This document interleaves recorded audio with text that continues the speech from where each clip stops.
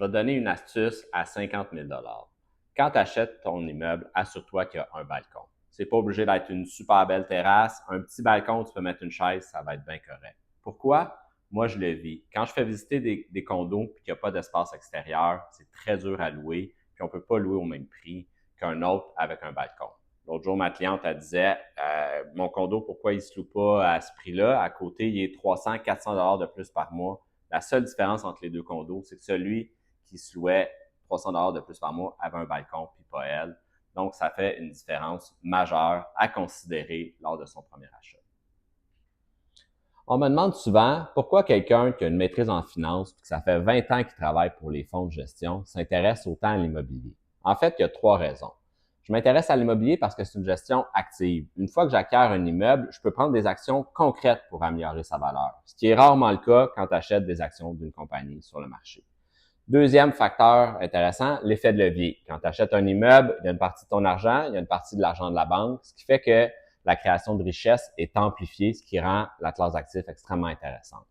Puis finalement, je pense que peu importe c'est quoi ta passion, c'est important d'avoir une bonne diversification de tes actifs.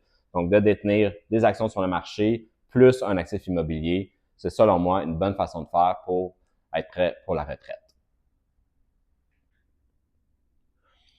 Si tu es locataire, puis tu as un projet finalement à l'international, tu veux terminer ton bail, c'est quoi tes options? Moi, j'en reçois beaucoup de demandes comme ça à travers ma compagnie de gestion. En fait, tu peux céder ton bail. Donc, tu proposes à ton propriétaire de mettre fin au bail. Lui, il peut dire oui, parfait, remets-moi les clés, va-t'en, il n'y a pas de problème. Ou il peut dire non, j'aime le prix du loyer, j'aime l'état du logement, fais juste trouver un autre locataire. C'est très fair, ça arrive souvent, c'est la bonne façon de faire. Donc, dans ce cas-là, c'est à toi à mettre une annonce, faire des visites. Quand il y a des candidats intéressés, c'est le locataire qui paye l'enquête de crédit, puis qui envoie les résultats au propriétaire. Ensuite, le propriétaire, il peut seulement refuser s'il n'y a pas assez de revenus ou si l'historique de crédit n'est pas adéquat, n'est pas de qualité. Mais s'il y a un bon revenu, il y a un bon historique de crédit, il n'y a aucune raison pour le propriétaire de refuser la cession de bail. Vous signez, le nouveau locataire signe avec le propriétaire, puis toi, tu peux aller poursuivre ta vie à l'international, l'esprit tranquille. La semaine passée, j'ai reçu mes renouvellements d'assurance habitation.